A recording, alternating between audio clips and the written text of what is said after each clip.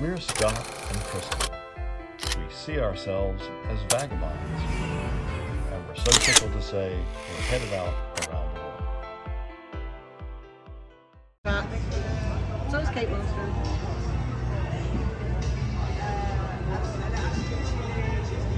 You make a pretty picture.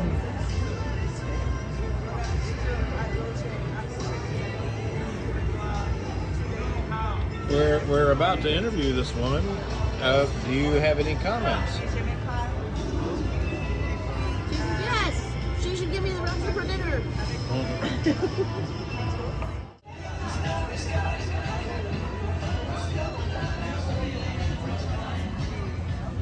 Okay, so the first thing I've got to do is admit that we committed to a few people that we would do a week in review, and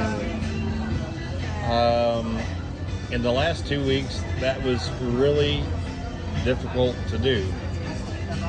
By the way, we've adopted somebody, so let me get a shot of her real quick.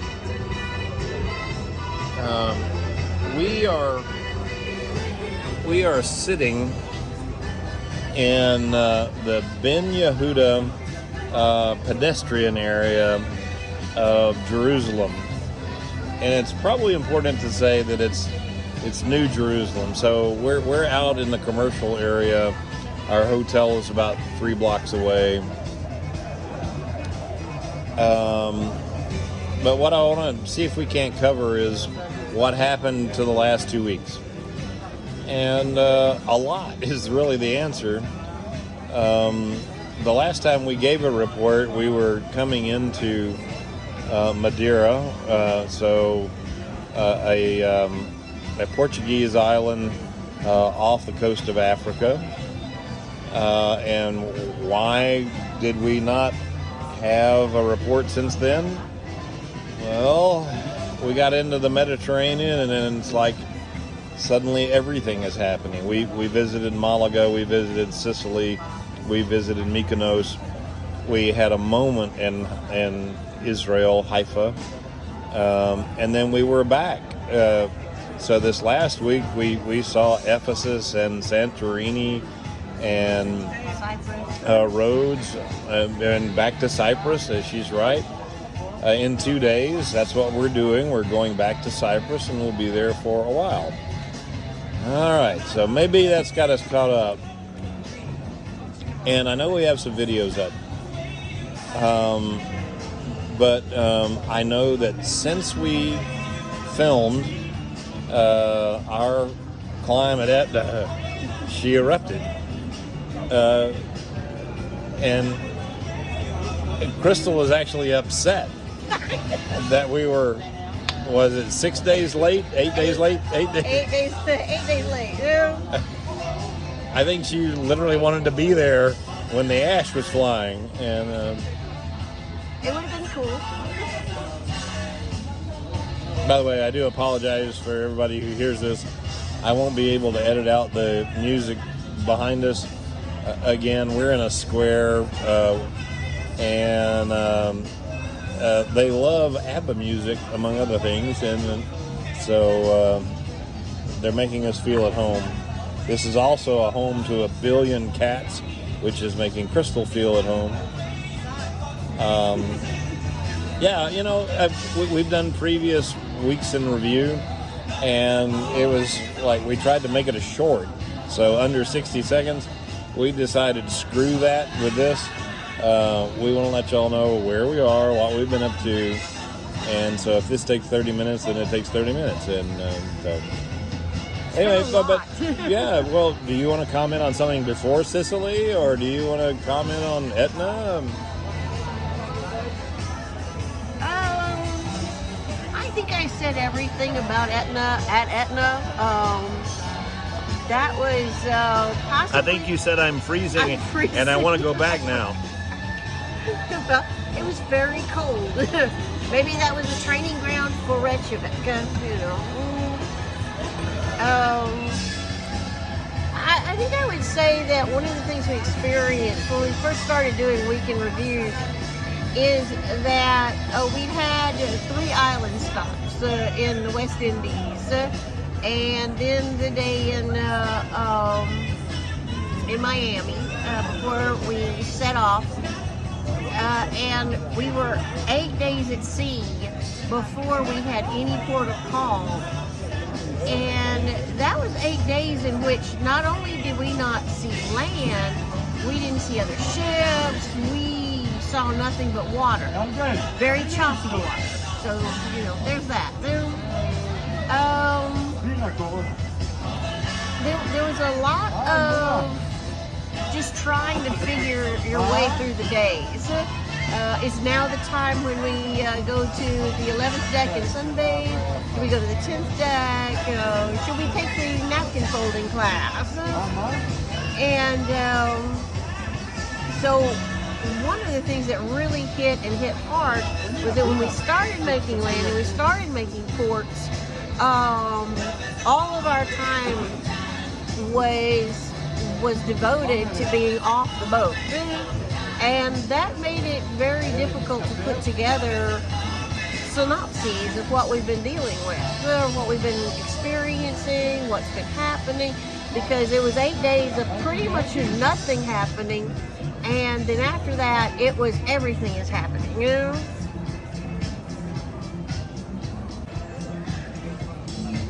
Well, I agree with everything you just said, but so we got to Sicily, and we climbed to what was the crater? That's Silvestri Crater. The Silvestri Crater of Mount Etna, and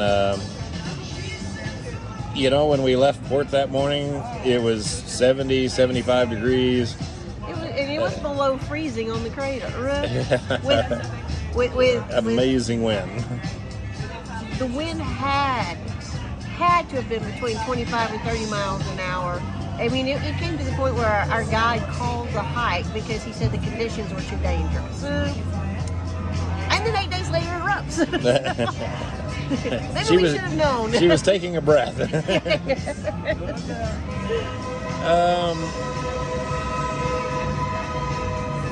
So that's the tram going by, the light rail here in Jerusalem. So we made our way over to Mykonos, and I think we had a good time. Well, Mykonos, for us, Mykonos is a known entity. We've been there a few times before, and so yeah, we've got our favorite streets we like to walk down, and we've got our favorite restaurants we like to go to, and our favorite bar that we like to go to, and then there's always the walk to the windmills, and so yeah, it was Mykonos was very comforting because it was something that we're acquainted with. So it was almost a little vacation in the middle of everything, because for us, there aren't a lot of unknowns there, especially in Mykonos town and Little Venice, that area. You know, it was the kind of thing where we went and we did what we always do in Mykonos. Well, I want to jump to roads to say I did put something in a blog, and basically there's a little town called Lindos, and it has all of the pieces that Mykonos has, and yet it's not quite as overrun by the tourists. It's a little more quiet, and I guess if I had to say, you know, if you want high energy, maybe Mykonos is your better choice. But Lindos, yes, it felt like Tuscumbia, Alabama, in Greece. Yes. And you could go from the middle of town through the bazaar. You can get lost in their bazaar, which is what people want to do. But you could also make your way to the beach, and that beach is usable, meaning you can go swim, you can go sunbathe for the day, and that's something that really didn't happen. Yeah, you really, especially in the area we frequent in Mykonos, the beaches The beach is almost unusable except for Instagram photos. So that's really all you can do there. The Mykonos beach there in Little Venice is rocky. It's also very sadly, it's also very trash strewn. It is not the kind of place you want to just throw yourself down into the sun and bake. But Lindos is. But Lindos is. Lindos has a very dedicated beach area. It was beautiful. The water, I don't know how to express how clear the water is at the beach there in Lindos. The buildings, I'd say the biggest difference between the buildings in Lindos and Mykonos is that Lindos doesn't really do the blue rooftops. Lindos's rooftops are more of the brown or the terracotta, something like that. But they're still absolutely beautiful, and yeah, I would just say that it is a very, very laid-back kind of spot, with the added caveat that they have donkeys. They have donkeys.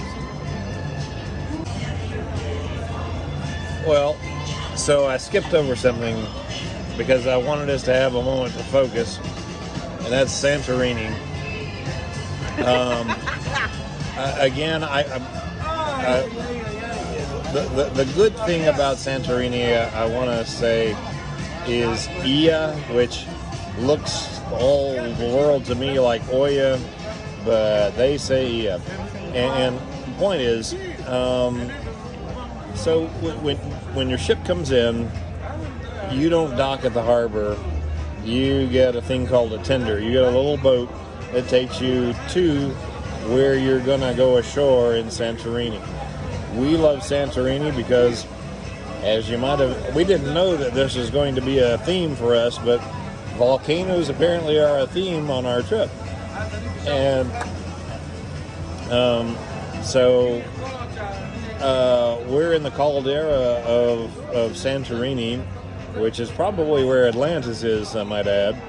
And we finally get ashore by way of tender, and there are only two ways up, well, three, I guess, and that's a cable car, a donkey, or a foot. And Crystal was wonderful. She absolutely identified somebody who was willing to get us past all of that and on a boat up to Ia, which is the town at the north end of Santorini. And, you know, all the way since 2008, I think Ia might be the most beautiful place we visited. I'll stop and say, is that right? Oh, it's absolutely right. Now, once the boat delivers you from the port at Fira to the port at Ia, that is one thing about Greece and the Middle East. Everything you want to do is uphill. There's no downhill in any of these places. So once you get up and you take the bus that they provide for you, and it takes you sort of to the center-ish side, off to the left of town. When you start walking through, Ia is absolutely gorgeous, but where Santorini completely rules as a place to visit is finding a restaurant that is overlooking the caldera, and we found the 218 degrees. Not really sure what 218 degrees they were talking about. Could have been the heat. That was possible. But we had the most spectacular view that I think it's possible to have. I mean, we could look around the entire caldera from where we were. I mean, we saw all the way around the Fira. We saw the outlying islands. We saw the islands that belong to Turkey. I don't have words for how beautiful it is. I mean, it's literally undescribable how gorgeous this place is. So, absolutely, God, it's Well, we've told a few it's people. breathtaking. We've told a few people that the North Shore of Oahu is the prettiest place on earth. Now the second prettiest place on earth. Ia beats that? Ia beats that. Yeah. Well, okay.